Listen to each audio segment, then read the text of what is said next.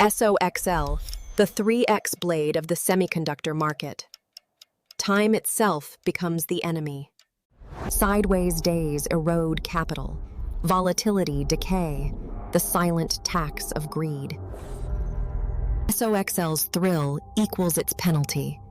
Plan, size, and stop. These are holy boundaries. This is the brief on SOXL, the paradox of leverage. Okay, so we're diving into SOXL, right? That's the 3x leverage semiconductor ETF everyone talks about. But here's the kicker. The analysis points out, because of how it's built, just holding it over time, well, time kind of becomes your enemy. First up, there's this thing called the paradox of leverage, or volatility decay. Sounds complicated, but it's simple, really. See, SOXL resets its 3x leverage every single day. So if the chips go up 10% one day, then down 10% the next, the index is almost flat, right? But SOXL, oh, it takes a much bigger hit. That constant rebalancing in a choppy market just eats away at its value. So yeah, holding this thing long-term, structurally, it's a tough game. Second thing, SOXL is super sensitive. Its fate is really tied to a few big names like NVDA, Broadcom, and AMD. And any big news, think geopolitics, interest rate hikes, gets magnified 3 times. That means wild swings are pretty much baked in. So finally, how do you even trade this thing without getting wrecked? It boils down to absolute discipline. Plan, size, and stop. Don't jump in too early. Wait for a clear signal, like a confirmed recovery. And crucially, keep your position size small, like way smaller than usual. Maybe a third of your normal spot trade size. Look, with a powerful tool like SOXL, you absolutely have to get its built-in risks and stick to strict trading rules. Welcome back to the Deep Dive. This is where we take really complex financial source material, market research, all that dense stuff, and try to boil it down to the core knowledge you actually need. And today, we're tackling something pretty critical. It's, one of the most structurally demanding, definitely high-stakes instruments out there. Yeah. SOXL, that's the U.S. Semiconductor 3X ETF. Right. And look, this isn't just, reviewing some ticker symbol. We need to understand the engine inside this thing, a product built, designed to triple your exposure. Yeah. Our sources, they call SOXL the knife. Think about that. A tool that triples the heartbeat of the semiconductor sector.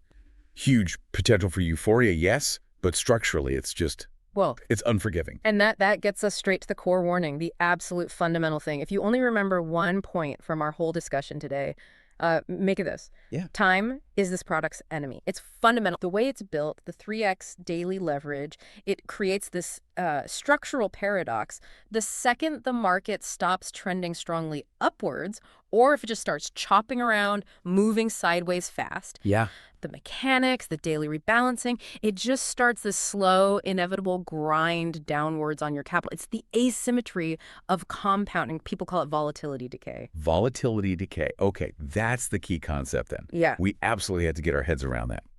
So our mission today, it's about moving beyond just, it's dangerous. Right. We want to go from that basic warning, understand the danger, into really deep discernment, understanding its mechanics, its flaws, its rhythm in the market, and then bring it all together into a clear decision framework, which is based on what our sources call the execution trinity.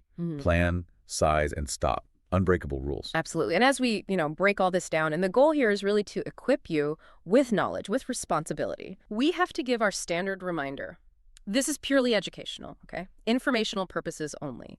We're translating complex stuff for learners who want to understand leverage mechanics. Crucial distinction. It cannot be investment advice. Leverage multiplies risk massively. So the final decision and all the responsibility that comes with managing that risk, that belongs entirely to you, the listener. Knowledge is really the only shield against this kind of structural, hostility.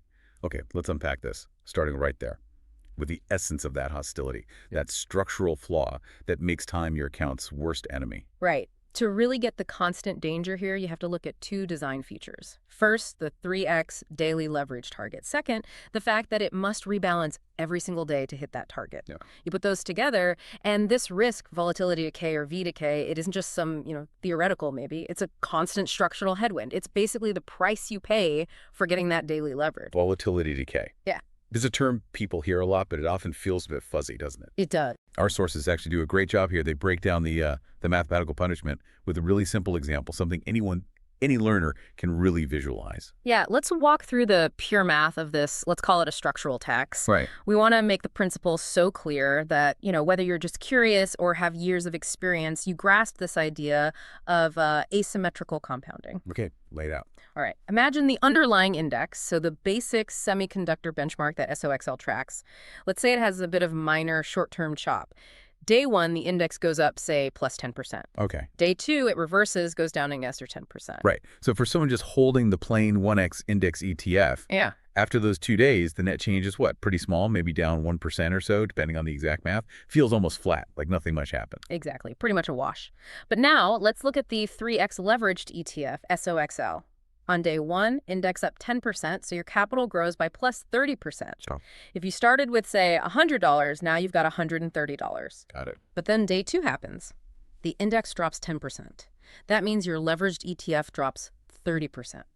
And crucially, it's 30% of your new $130 base. Oh, okay. So 30% of $130 is $39. Right. $39 loss. So you subtract that $39 from the $130, and you're left with $91. Precisely. You started with $100. The index basically went nowhere overall, but you're left with $91. That simple back and forth, that chop, results in roughly a negative 9% loss on the leveraged product. Wow. That's the mathematical punishment of V-decay. The key is that the capital base for calculating the leverage resets daily. So after a loss, you start the next day leveraging a smaller amount of capital. To get back to even, you need a much bigger percentage gain. That asymmetry, it just kills that common idea that, 3x means if I just wait long enough, I'll eventually catch up. It totally undermines it. The structure itself punishes you for just waiting in a sideways market. Can you make that more concrete? Like, how did this play out historically, say, during that nasty sideways bear market in 2022? 2022 is a perfect and brutal example of V-decay in action. The main semiconductor index, it had big losses, but also months of just grinding sideways, consolidating. Right. Lots of chop. Exactly. And the leveraged products like SOXL, they didn't just track the index down. They collapsed. All those little rallies followed by pullbacks again and again throughout 2022 that constantly subjected the ETF to this daily reset penalty. Those small daily losses just kept accumulating, compounding until the total capital destruction was way, way worse than the actual move in the semiconductor sector itself. So it really proved that just going sideways, that oscillation, is almost as damaging as a straight dive down for these things. Just as destructive, yes. And beyond just the V-decay math, the structure itself has built-in costs that drag on performance too, right? Yeah, explain that. Yeah. The financing, the operations, how do they add to this constant headwind? Well, look, the leverage isn't magic. These ETFs create it using things like swaps, futures contracts, other derivatives. And those instruments, they have costs. You have to finance the leverage, right? There are operational costs just to manage this complex portfolio of derivatives daily. And honestly, there can be tracking errors, especially when the market gets really wild. The fees and friction. Exactly. Yeah. These financing and operational costs, they act like this sort of quiet but constant tax on the ETF's value. You add that on top of the V-decay math. Yeah. And it just confirms that holding these things long-term is structurally, difficult. Adverse effects are almost guaranteed over time unless you have strong, consistent upward trend. The market's judgment on choppiness is crystal clear. The longer the index goes sideways or oscillates, the more these little losses pile up. V-decay sets the clock, and financing costs add that steady drag. Okay, so we've nailed down the math flaw, the V-decay. Now, You said this is where it gets really interesting, the actual mechanics of how they maintain that 3x leverage day after day. It's not just buying stocks. It involves swaps, futures, sophisticated stuff. Right. How does that mechanism create what the sources call path dependence? Path dependence is crucial. It basically means the ETF's overall performance isn't just about where the index starts and where it ends up over a period. Okay. It's entirely determined by the specific sequence of daily returns along the way. So like our example, index plus 10%, then manager 10%. That path gives you that nasty NAN is 9% loss. If the path was different, say MAN is 10%, then plus 10%, the end result for the ETF would also be different, but still negative overall. Ah, okay. The reliance on these derivatives, like futures and swaps, which have daily settlement, daily margin calls, it forces this constant daily recalculation of exposure. The fund is basically trapped in a situation where the journey, the day-to-day path, matters more than the final destination. That's a great way to put it. And, our source material really captured the sort of philosophical challenge of this structure. There's this one translated sentence. SOXL amplifies the euphoria of the AI supercycle, but also collects the penalty of sideways movement threefold. That nails it, doesn't it? Yeah, it perfectly sums up the massive upside potential and the equally massive built-in danger. And it really speaks to another layer of risk here, which is concentration.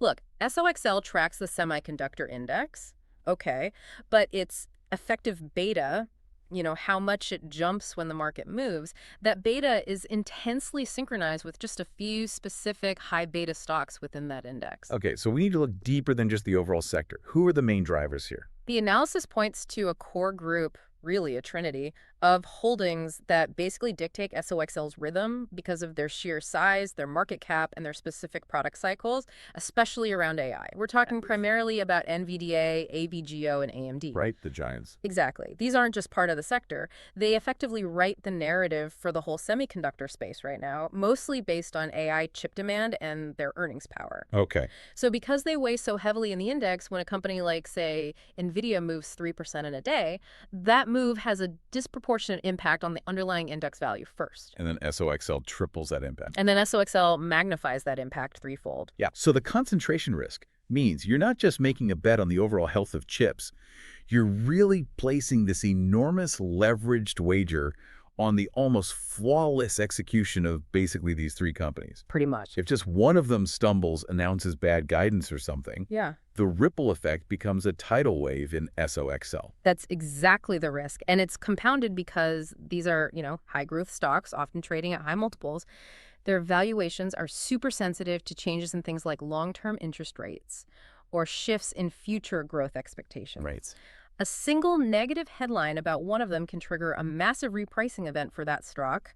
And because of the concentration and the leverage, that shockwave hits SOXL immediately, times 3. Wow. So if we connect this to the bigger picture, like the macro environment, this means those high-frequency macro risks, they become exponentially more critical for SOXL. How so? Well, a normal stock, even a tech stock, might kind of absorb a bit of a geopolitical tension or maybe an inflation report that's slightly off expectations. But SOXL, it takes that ordinary market noise and transforms it into something acute, something that could genuinely wipe out a significant chunk of an account very, very quickly. Could you give some concrete examples? What kind of external shocks get amplified like that?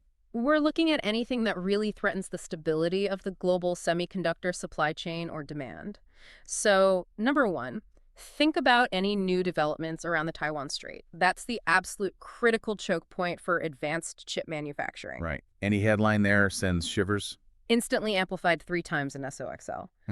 Second, big shifts in U.S.-China relations, specifically export controls or new regulations. Think new sanctions on certain technologies or new tariff announcements. Okay.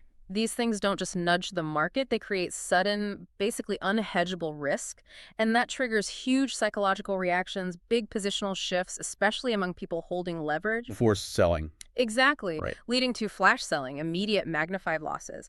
It's that amplification effect that's so dangerous. Okay, so that covers the structure, the inherent danger, the magnification mechanism. Let's shift gears now from that sort of static analysis of the product's flaws to the dynamic picture. What's happening right now, the current investment landscape, and what our sources call the rhythm map, which they derive using something called VPA analysis. Yeah, VPA art. For listeners maybe not familiar with that specific methodology, what exactly is VPAR, vertical price action rhythm? Yeah, VPR is basically a proprietary way of looking at charts. It focuses on tracking the momentum, specifically the vertical accumulation of price moves. So instead of just relying on, say, simple moving averages, VPR tries to identify persistent patterns in how the low points of price swings are rising and how areas of selling pressure or supply are being absorbed and turning into buying demand. It gives a sense of the trend's strength and, importantly, its pace or rhythm. Okay, so applying that VPR lens, what's the highest level trend showing right now according to the sources? Well, when we look at the VPAR trend, we're checking if the main upward trend is accelerating or at least maintaining its pace. And the specific observation from the source material is actually quite encouraging despite all the recent volatility. Oh. Yeah, there's an observed rate at which the low points are rising. Okay, a measurable rate. Yes, the source notes that the lows have been rising at approximately $0.08 per wick. That's the rise in the per share low point. So 8 times a week, roughly. What does that signify? It suggests that, structurally, underlying buying demand is managing to hold prices at progressively higher levels each week. It confirms, at least for now, a positive upward trajectory in the underlying rhythm despite the noise. But there's always a but, right? What's the immediate test? Always. The core test is immediate and defined by key structural support levels. The source identifies the absolutely critical factor right now. Can the 30 early support level hold over the next month or so? Okay, 30 early support. What does that likely represent? A recent low? A volume zone? Probably a combination. Likely corresponds to a significant price level where a lot of volume traded recently, or a key prior consolidation area. If SOXL can stay above that 30 early level, it really strengthens the bullish case. It suggests the rhythm is strong enough to potentially test the top of the current trading range, the sort of box pattern it's been in, and maybe eventually push towards that midterm target we'll discuss. And if it fails? If 30 early breaks? Then the structural rhythm shifts dramatically. It likely triggers a much deeper pullback, a full retreat towards lower support levels. It's a critical line in the sand. And this rhythm, it's not the same across all time frames, is it? Yeah. The source breaks it down. No, exactly. You need to look at the different time horizons because the market's currently in a state of convergence and adjustment. It's complex. Okay, break down those different rhythms for us. Short term first. All right. So the short-term rhythm is described as being in a trend merger formation. What that suggests is, after the recent sharp swings, there's uncertainty. Short-term price action is kind of blending different small trends together, trying to decide on a new, clear, immediate direction. Choppy, basically. Okay, makes sense. What about the swing trend? So maybe looking out a few weeks to months. The swing trend is characterized in the source as being in rhythm descent conversion.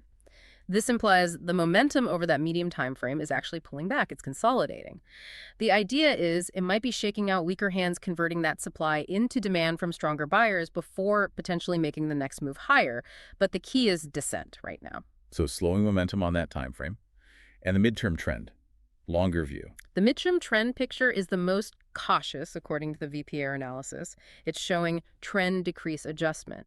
So the longer-term uptrend is weakening or adjusting, and it's coupled with supply weakening conversion, which sounds a bit technical. Yeah, what does that mean practically? It basically boils down to this. While the long-term potential might still be positive, the current rhythm across all these timeframes is defined by slowing momentum and internal adjustments.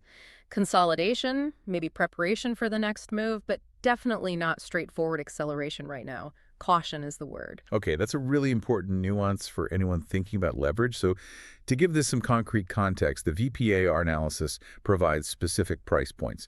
Now, we need to stress these are purely internal guideposts from the source material for educational context, right? Not recommendations. Absolutely not recommendations. These are structural reference lines derived from their analysis, used only to define potential risk zones, entry criteria, invalidation points, educational context only. The current price noted in the source was 34.65. Okay, 34.65. Now, what are the key structural reference points they identified? The potential entries first. Right. There are two key potential entry zones highlighted based on structure.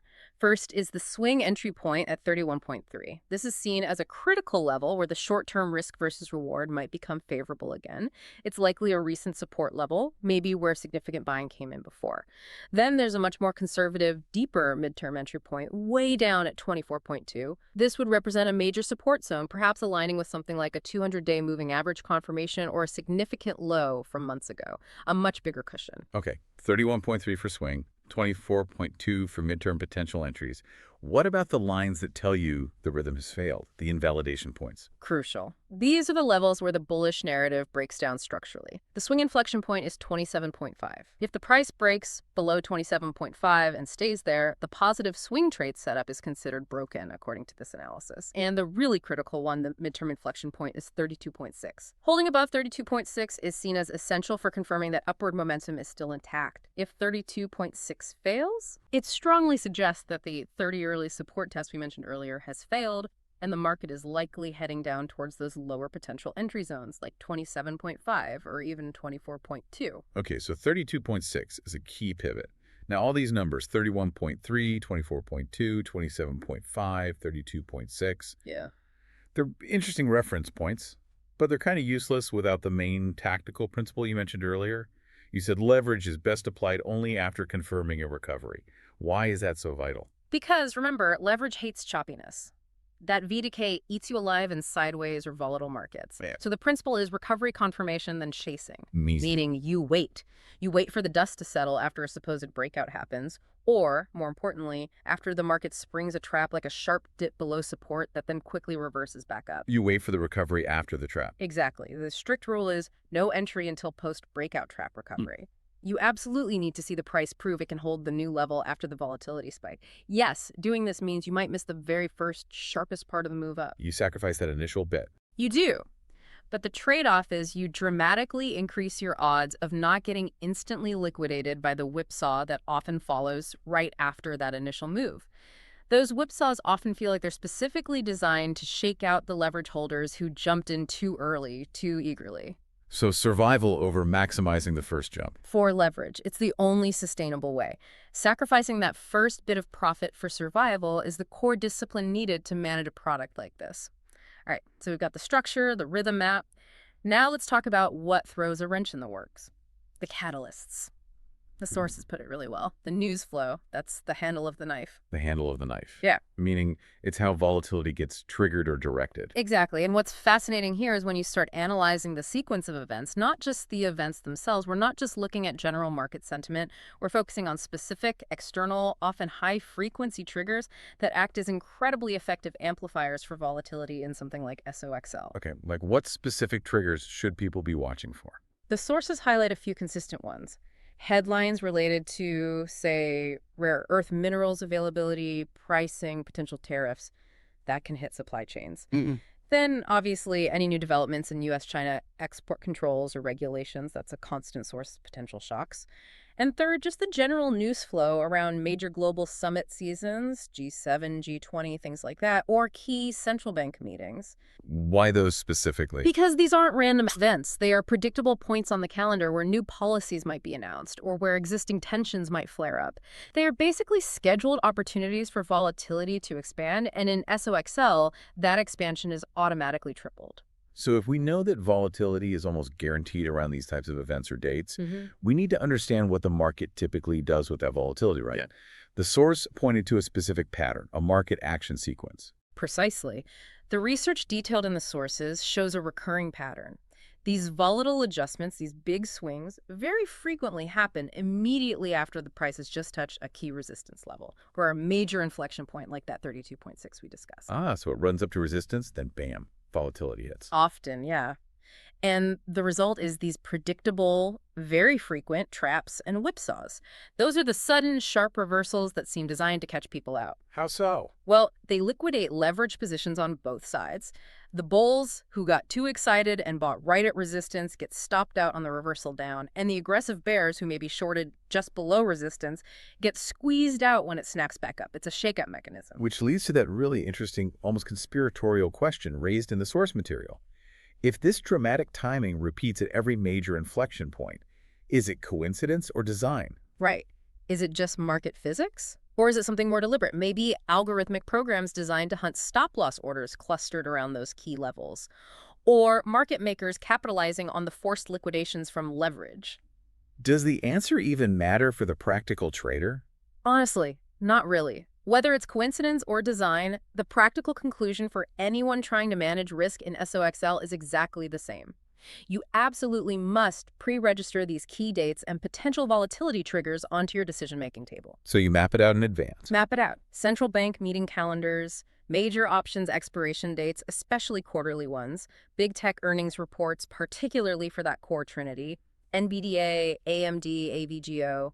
Because history shows these are the moments the market tends to spring that whipsaw trap. Exactly. We know volatility is often actively manufactured, or at least amplified, around these specific dates, so the only defense is to have your plan locked in before the event, which brings us right back to the core discipline. The execution trinity: plan, size, stop. Okay, we've covered the inherent risks, the mechanics, the current market rhythm, the news triggers. Now we get to the application, the core wisdom: plan, size, stop. This execution trinity, as the source calls it, this is the absolute essence of risk management. Everyone needs to grasp this before even thinking about putting capital into a 3X product like SOXL. Couldn't agree more.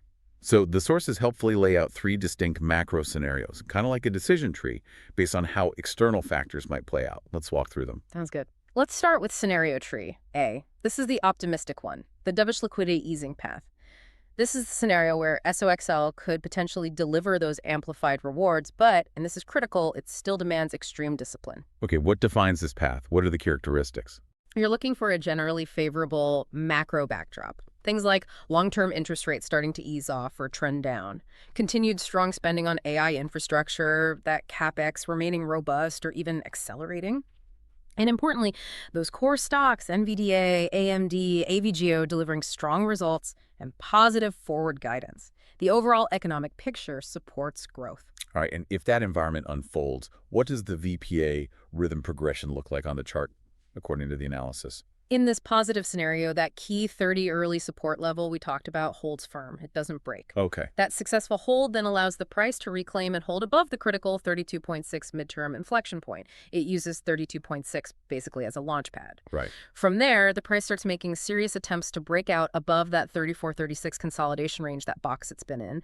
And if that happens, the path opens up towards that more ambitious midterm target mentioned in the source, which was way up at 55. Wow, okay. Big potential upside. But even in this best-case scenario, what are the leverage tactics? Still cautious? Extremely cautious. Even with a strong uptrend, the source directive is clear.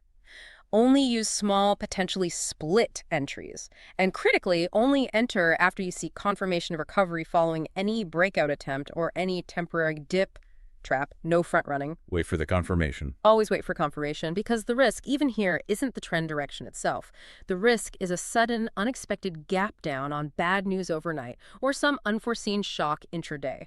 That still results in a 3x magnified loss, wiping out potentially weeks of gains instantly. So the stop loss is non-negotiable. Absolutely non-negotiable. Extremely strict, predetermined stop loss is paramount, even on the sunniest path. Okay, that's the bullish path. Now let's flip it. Scenario tree B, the hawkish inflation reignition path. This sounds like a scenario where that structural decay we discussed earlier gets actively worse due to macro headwinds. That's right. This environment is characterized by bad news on the inflation front. Maybe inflation metrics keep surprising to the upside month after month. Forcing the Fed's hand. Exactly. Forcing central banks to maintain or even intensify a hawkish, restrictive policy stance. High rates for longer. This could also be made worse by ongoing pressure from government debt issuance, treasury supply, which can drain liquidity from the markets. Okay, and if that's the macro reality, what's the progression look like on the SOXL chart, according to the VPA analysis? Well, it's basically the opposite of the dovish path. It's grim because it involves the failure of those key structural support levels we identified. That 31.3 swing entry point, it collapses. Price slices right through it. Okay. That failure then opens the door for a potentially rapid, very volatile move downwards, likely testing that deeper 27.5 swing inflection point. Now, one small distinction here. In this scenario, liquidity in the market usually remains relatively stable. The descent might be sharp, but it's generally orderly enough that stop losses can still be executed, albeit maybe not the ideal price. Right. So what are the leverage tactics when this hawkish path starts to confirm? Very simple instruction from the source. Observe. Increase your cash position, and wait. No trying to buy the dip. Absolutely not with leverage. Counter-trend approaches trying to catch that falling knife are explicitly prohibited in the source analysis when dealing with a 3x ETF in a confirmed negative macro trend. Why? Because leverage is a magnifier. Using it against the prevailing strong negative trend just turbocharges your capital destruction. V-decay is already working against you. The trend is against you. It's just accelerating losses. Your most responsible, most strategic position in this environment is cash. Preserve your capital, wait for the storm to pass, wait for the structure to stabilize again. Okay, cash is king there. Yeah. Now, the final and seemingly most dangerous one, scenario tree. C, the geopolitical regulatory shock path. This is the black swan, the sudden crisis. Yeah, this is the one where even the best plans can get overwhelmed if you're exposed. The characteristics here are sudden, high-impact events, often things that seem like low-probability tail risks until they happen. Like what? Think immediate, unexpected tightening of export controls hitting the core companies. A sudden, sharp spike in Taiwan risk headlines, actual military posturing, not just rhetoric. Or maybe major unexpected regulatory action launched against NVDA or AMD, something that fundamentally changes their business outlook overnight. Okay, really big shocks. What's the market progression look like then? How does SOXL behave? In this scenario, it's not just about the price dropping. The defining characteristic is that market liquidity can evaporate almost instantly. The bids disappear. Exactly. Volatility goes absolutely vertical. And because leveraged funds, market makers, everyone is forced to cover positions or liquidate derivatives in a panic, you see these consecutive, huge, failing daily candles on the chart, often with massive price gaps down at the open. So the tactical instruction here is even more stark. Approach is prohibited. Why? What makes this so different from the more manageable, albeit negative, hawkish scenario? It's the liquidity. In scenario B, the hawkish path, the decline might be fast, but it's usually somewhat rational. You can generally still get your stop-loss order filled even if it's painful. Okay. In scenario C, the shock path, liquidity can vanish in minutes. The bid-ask spreads blow out. The risk of a massive gap down overnight is huge. And that means leverage instantly magnifies your loss beyond any reasonable control. Your stop-loss order might not get filled at all, or it gets filled at a price so far below where you intended that it doesn't even matter. You could be liquidated before your stop even triggers. Wow. So the only defense is Prevention. The only responsible position here is zero exposure beforehand if you sense this risk escalating or getting out immediately at the first sign. Cash is the position. Full stop. You stay out until the shock has completely played through the system and a new, stable market rhythm can actually be identified and confirmed. Okay, so across all three paths, the good, the bad, and the ugly, there's one universal principle that keeps coming up. Absolutely. It's the bedrock. Stop loss and size must be determined first before you even think about hitting the buy button. A planned, disciplined approach is the only way to even attempt to manage leverage effectively. Entering without knowing exactly where you'll get out if you're wrong and exactly how much you're willing to lose. Yeah. That's not trading. That's just gambling with a time bomb. Right. Understanding the math, the V-decay, the scenarios, that's crucial, but it's maybe only 2/3 of the equation. Yeah, knowledge isn't enough. The final piece is actually implementing it, having a routine that ensures discipline day in, day out. We talked about the overall strategy, the execution trinity, plan, size, stop. But the sources go a step further. They detail a procedure to make that operational. They call it the Steward's 3 set. This sounds like the routine that turns those abstract ideas into actual trading habits. That's exactly what it is. It's about making the discipline concrete. The first core routine in the 3 set is formalizing your plan. And they mean literally formalizing it. How so? Writing it down. Physically on paper or digitally saved somewhere accessible. You write down your precise entry criteria, your exact invalidation points, both price and structure-based, and your pre-planned responses for taking profits if things go well. Why write it down? Seems simple enough to remember. Because when volatility spikes, when that 3x leverage starts moving fast against you, or even rapidly for you, your rational brain can get hijacked by fear or greed. Fight or flight. Exactly.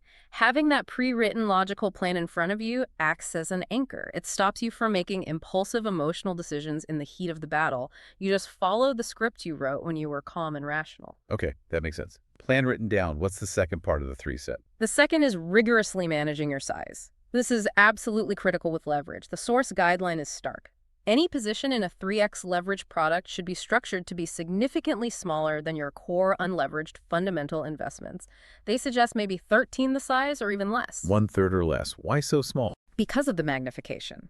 A 5% loss on a normal position is manageable. A 5% move against you in SOXL is a 15% loss. That can cripple an account quickly if the position size is too large relative to your total capital. Right.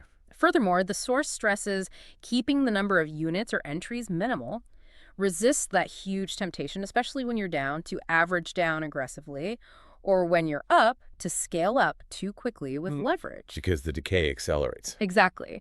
That structurally hostile decay we keep talking about, it has a disproportionately negative impact as your position size increases. Smaller size contains the damage from decay and volatility. Okay, plan written, size controlled. What's the third element of the steward's routine? And this one involves a refinement of the stop-loss concept, the stop itself. The source emphasizes basing your stop, not just on a simple price level, but on structural criteria. They call it a structural stop. A structural stop. How is that different from just saying sell if it hits $30? A simple price stop can easily get triggered by meaningless noise, by those quick, volatile whipsaws that are designed to shake people out before the price maybe recovers. Right, those traps we talked about. Exactly. A structural stop tries to filter out that noise. So, for example, instead of just sell at $31, your structural stop rule might be something like exit the position if the price closes below the 32.6 midterm inflection point for 2 consecutive days and fails to reclaim it on the third morning. Ah, okay. It requires more confirmation that the structure is actually broken down, not just a quick spike. Precisely. It builds in a time and confirmation element. It defines failure based on a more robust structural breakdown, helping you avoid getting chopped up by the frequent volatility spikes that are just designed to hunt those simple price-based stops. So this whole disciplined approach, plan, size, structural, stop fighting the product structure with your own structure. It leads into this interesting ethical or maybe philosophical point the source brings up. They call it the agape filter check. What's that about? Seems a bit unusual for financial analysis. It is a bit unusual, but it's about context and motive. It's not meant to be preachy. The filter, as presented, reinforces that the whole point of all this discipline, the plan, the size, the stop, is ultimately about maintaining order, responsibility, and stewardship within a potentially chaotic, high-risk environment. Okay. It establishes that your goal shouldn't be just chasing easy, magnified gains driven by greed. It should be the intelligent, disciplined management of capital according to a clear plan. The final check is never approach without plan, size, stop. That trinity is the fundamental difference between using a high-risk product like SOXL as a precise, surgical tool for specific opportunities and just treating it like a lottery ticket. Hashtag outro. You know, this whole deep dive started with that core paradox. Time is the enemy of leverage. As we wrap up, it feels like we've come full circle, synthesizing that really critical relationship between time, the market's rhythm, and the discipline required to navigate it. Yeah, I think the final synthesis really is. Time is the structural enemy, yes, but the market's rhythm is the ultimate judge. Your ability to even survive, let alone potentially profit from the unavoidable structural decay of leverage, depends entirely on your skill in recognizing the current rhythm, respecting what it's telling you, and then having the discipline to execute your predefined plan flawlessly. When the rhythm is strong, trending upwards fast, leverage can amplify gains. When that rhythm slows down, goes flat, or turns down, leverage just amplifies the pain. And that philosophical angle the source brought in, it leaves us with a really powerful, maybe provocative final thought. It connects all this technical discipline back to, well, personal purpose. The instruction was pretty profound. Do not serve money, serve God. Stocks grant freedom only when they become a tool for mission, not a chain of greed. Yeah. So the challenge to you, the listener, is maybe to reflect on that. What is the role of your investments, especially when you're dealing with incredibly high-risk instruments like SOXL? Is this financial tool serving a larger, disciplined, long-term mission for you? Or has it maybe become the master, driving you towards impatience, recklessness, just chasing that next hit of euphoria? It's a crucial question to ask. And before you close out this deep dive, maybe take a moment and actually follow the source's practical directive here. Get out a piece of paper or open a note on your phone and write down those 3 words. Plan, size, stop. Plan, size, stop. And then take it a step further. Try writing down your own first draft of a 3-line criteria, just 3 lines defining your standards for price action and structural signals before you'd ever consider deploying leverage. Make it your personal starting rulebook. That's a great actionable takeaway. And Yeah. for those listeners who are really dedicated to this kind of rhythm analysis, the source also mentioned checking a prior posting they made back on September 1st, 91, to ensure what they call rhythm continuity with the analysis we discussed today. Yeah. So something to cross-reference. Right. We'll leave you with the 2 specific questions the source posed, hoping to spark further thought and maybe discussion among informed participants. First, what is your personal interpretation of that critical midterm inflection point currently pegged at 32.6? What specific structural evidence would you need to see to truly confirm it as a reliable launchpad for a move higher? And second, Given the current VPA readings suggesting rhythm descent conversion in the swing trend, is that potential swing entry point of 31.3 still structurally valid, in your view, for initiating a disciplined, leveraged entry right now? Or does the current rhythm demand more patience? lots to think about. This has been incredibly insightful. Thank you for joining us on this really critical deep dive into the complexities of SOXL. 자, SOXL에 대해서 꼭 알아야 할 것들 핵심만 빠르게 살펴볼게요. 이게 뭐냐면요. 미국 반도체 지수를 따라가는데 무려 3배로 움직이는 ETF예요. 그러니까 잘 되면 단기간에 수익이 엄청 클 수도 있는데 반대로 시간이나 변동성에는 정말 민감해서 위험도 그만큼 크다는 거죠. 첫째로 이 3배라는 게 양날의 검이라는 걸 꼭 아셔야 해요. 오를 때도 3배지만 떨어질 때도 손실이 3배로 커져요. 특히 조심해야 할 게 변동성 때문에 가치가 녹는 현상인데요. 이게 뭐냐면 기초지수가 막 오르락내리락 하다가 결국 원래 자리로 돌아와도 이 ETF 가격은 그냥 스르르 내려갈 수 있다는 거예요. 예를 들어 볼까요? 지수가 하루 10% 오르고 다음날 10% 내리면 원래는 마이너스 1% 손실이잖아요. 근데 3배짜리는 마이너스 9%까지 손실이 날 수 있어요. 시간이 항상 우리 편은 아니라는 거죠. 둘째, SOXL 가격은 몇 가지 특정 요인에 아주 크게 영향을 받아요. 예를 들어 엔비디아나 브로드콤 같은 핵심 반도체 회사들 주가랑 거의 비슷하게 따라 움직이고요. 또 금리 변동이나 미국이랑 중국 문제, 아니면 대만 관련 뉴스 같은 큰 이슈들이 있잖아요. 이런 거에도 3배로 민감하게 반응해서 가격이 정말 크게 널뛸 수 있어요. 마지막으로 이거 정말 중요한데요. 제대로 된 자기 원칙 없이는 절대 손대면 안 돼요. 워낙 변동성이 크고 시간이 갈수록 가치가 녹을 수도 있으니까 언제 들어가고 언제 나올지, 또 얼만큼만 투자할지 보통은 일반 투자금의 3분의 1 이하로 하라고들 하죠. 그리고 손실은 어디서 딱 끊을지 이런 계획이 정말 명확해야 합니다. 기술적 분석 같은 거 참고할 수는 있겠지만 결국 자기가 세운 원칙 지키는 게 제일 중요해요. 자, 정리하면 SOXL은 잘만 하면 큰 기회가 될 수 있지만 그만큼 엄청난 위험도 있다는 거. 그러니까 이 상품이 뭔지 정확히 이해하고 아주 철저한 계획과 원칙을 가지고 접근해야만 합니다. 네, 안녕하세요. 오늘 우리는 당신이 공유해 주신 자료들을 바탕으로 아주 흥미로운 금융상품 SOXL에 대해 깊이 파헤쳐볼 시간입니다. 반도체 산업의 움직임을 무려 3배로 따라가는 ETF라고 하는데요. 듣기만 해도 대단한 기회처럼 들리지만 동시에 매우 위험한 그야말로 양날의 검이라는 평가도 함께 받고 있습니다.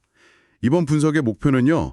SOXL의 진짜 모습, 그러니까 핵심 작동 원리와 그 안에 숨겨진 기회 및 위험 요인을 정말 누구나 쉽게 이해할 수 있도록 하는 데 있습니다. 겉보기엔 복잡해 보일 수 있지만요.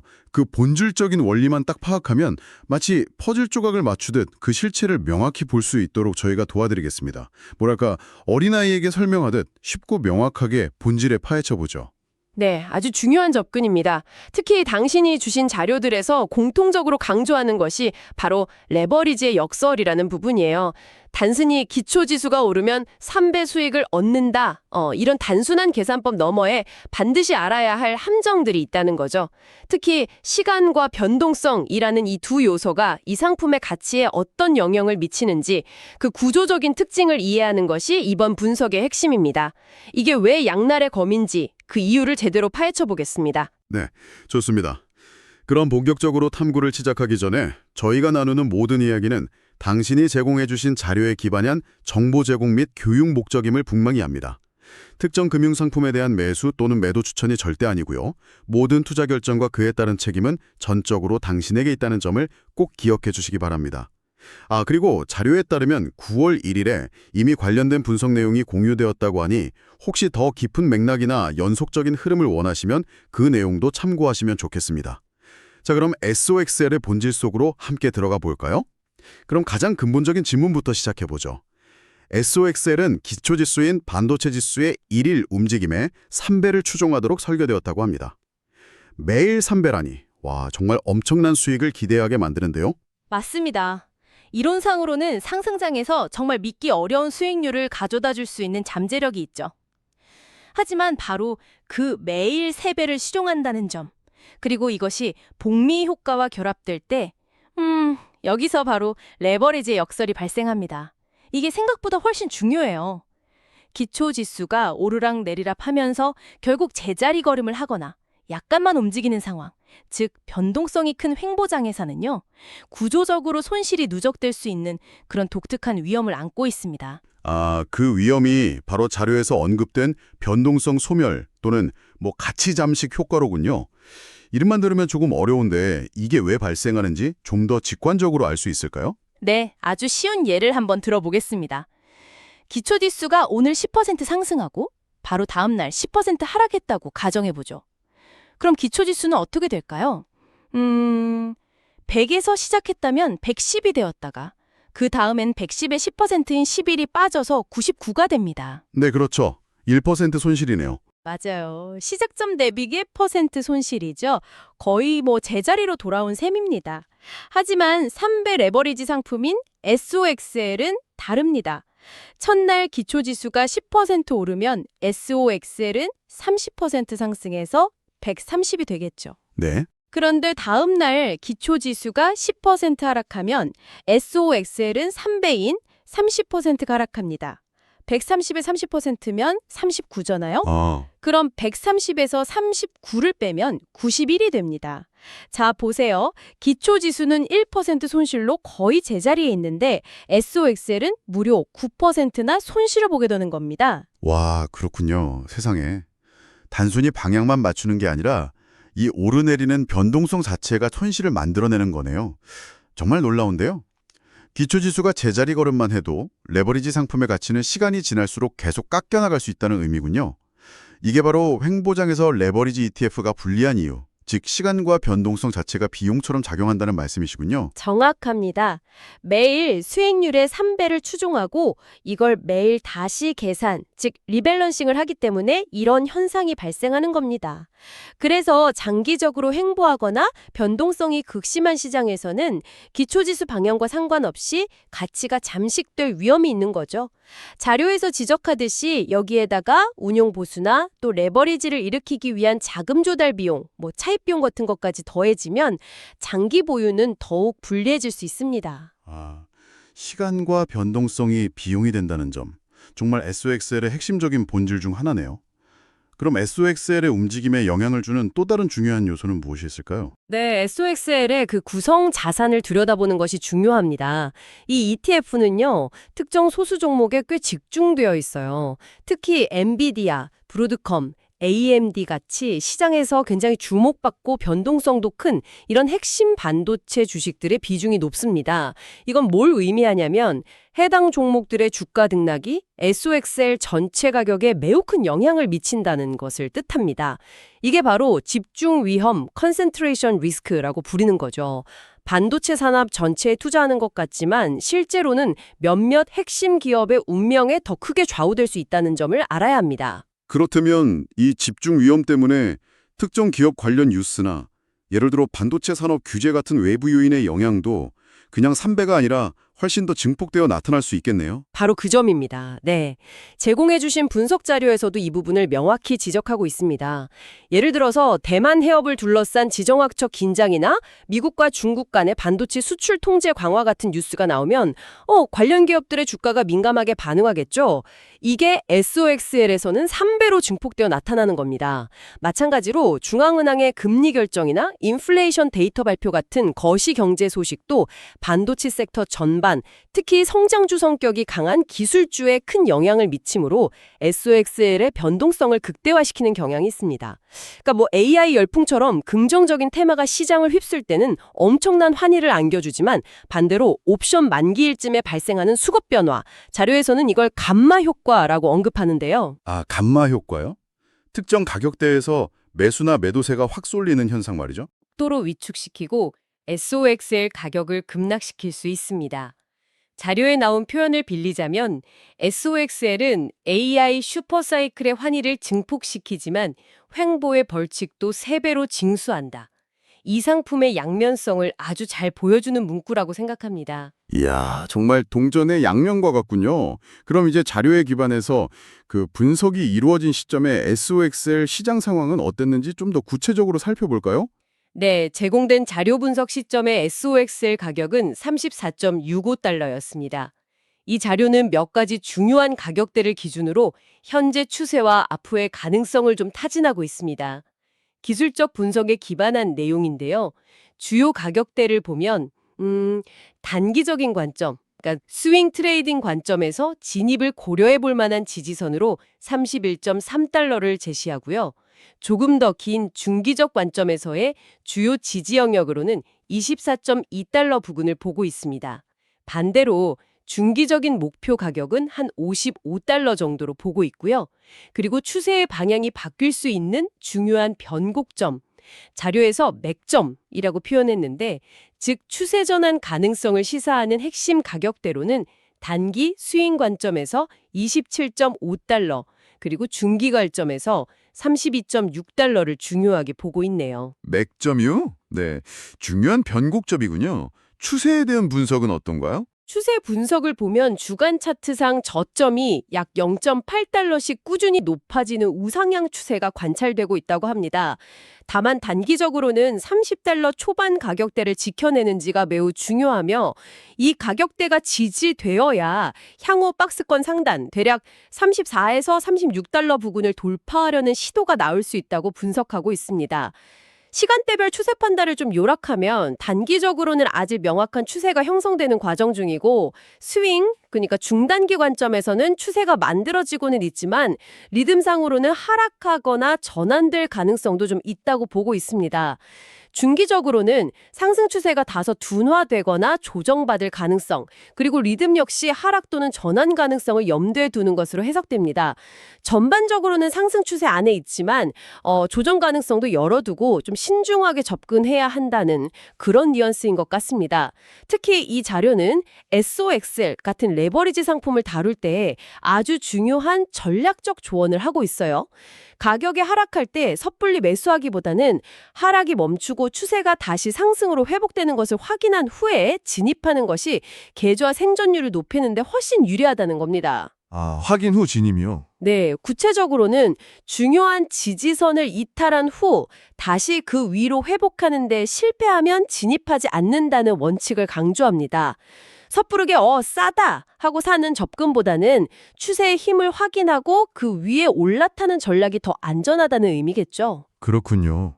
정말 중요한 지적이네요. 추세 추종의 중요성을 강조하는 거네요. 그 분석 시점의 상황을 바탕으로 앞으로 펼쳐질 가능성이 있는 시나리오, 그에 따른 대응 전략도 제시되어 있던데요? 네, 맞습니다.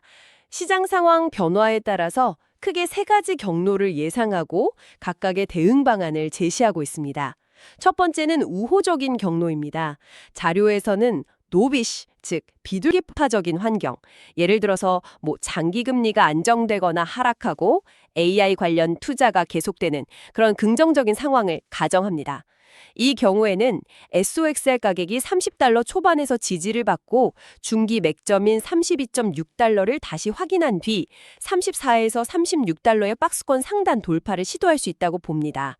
이때 대응 전략으로는 가격 회복을 반드시 확인한 후에 투자 규모를 줄여서 분할 매수하고 미리 정해둔 손절 기준을 엄격하게 지키는 것을 제안합니다. 확인이 중요해요.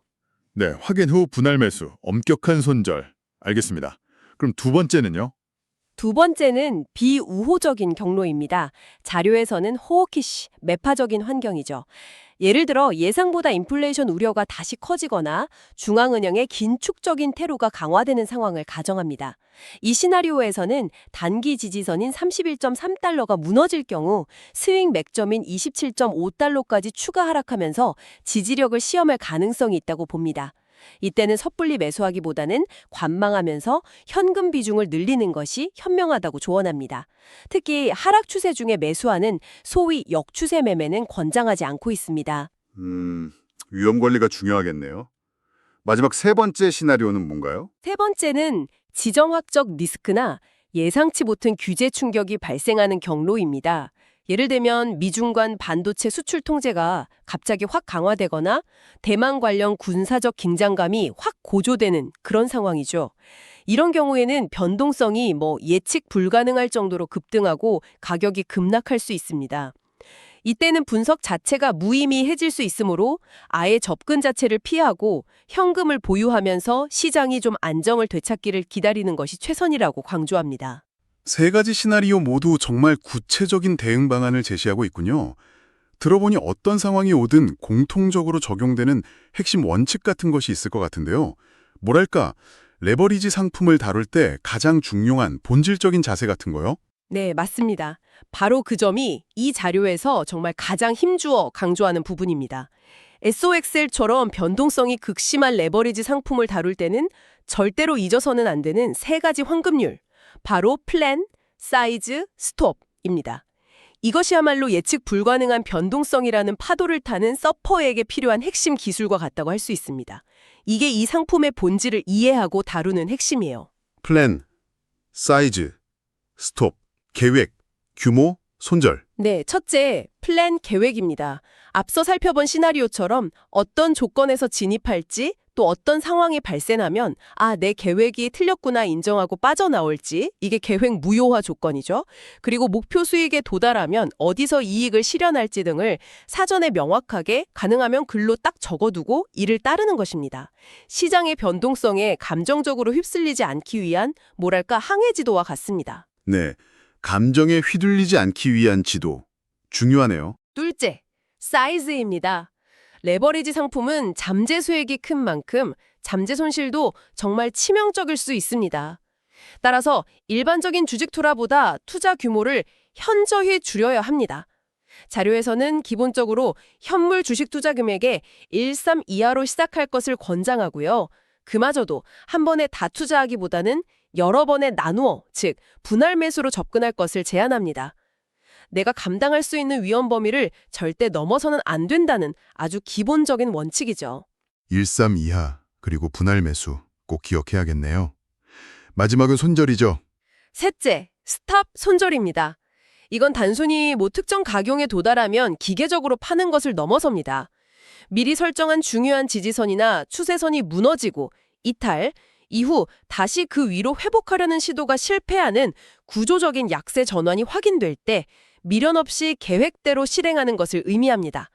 아이고, 혹시 다시 오르지 않을까 하는 희망이나 손실에 대한 고통 같은 감정을 배제하고 정해진 원칙을 기계적으로 따르는 훈련이 필요합니다. 결국 충동적인 결정이나 막연한 기대감 대신에 철저한 사전 계획과 냉정한 위험 관리가 이 험난한 바다에서 살아남기 위한 필수 생존 도구라는 거군요.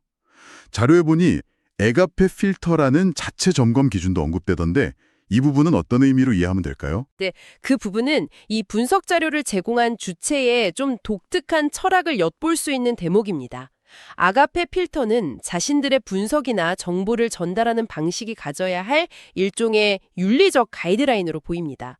자료 설명을 보면 시장 참여자들을 경쟁 상대로 보거나 적으로 보지 않고 질서와 책임을 존중하며 불필요한 공포감을 조성하거나 선동적인 언어를 사용하지 않으려는 자세를 의미한다고 합니다. 분석의 내용뿐 아니라 그것을 전달하는 태도와 방식에 대한 고민을 담고 있는 것 같습니다. 그리고 마지막으로 이 자료는 고정선언문이라는 섹션을 통해서 자신들의 분석 철학과 입장을 다시 한번 명확히 하고 있습니다. 여기서 제시된 내용은 VPAR이라는 자체 개별 분석법에 기반한 참고용 청지기 전략, 스티어드십 스트래티지이며 이는 투자 권유가 절대 아니고 최종적인 판단과 책임은 투자자 본인에게 있음을 매우 강하게 강조합니다. 또한 다소 종교적인 관점이 담긴 메시지도 포함되어 있습니다. 돈을 섬기지 말고 하나님을 섬기십시오. 주식은 탐욕의 사슬이 아니라 사명을 위한 도구가 될 때 비로소 자유를 준다는 내용인데요.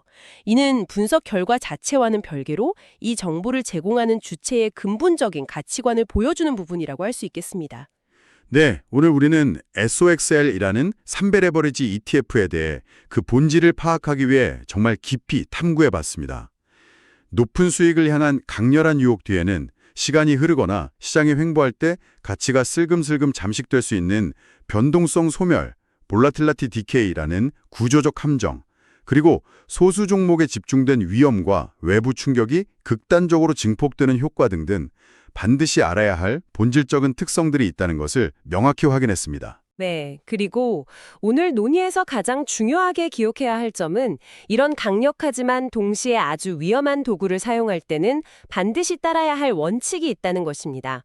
바로 플랜, 사이즈, 스톱, 철저한 사전 계획, 감당 가능한 투자 규모 설정, 그리고 원칙에 따른 냉정한 손절매.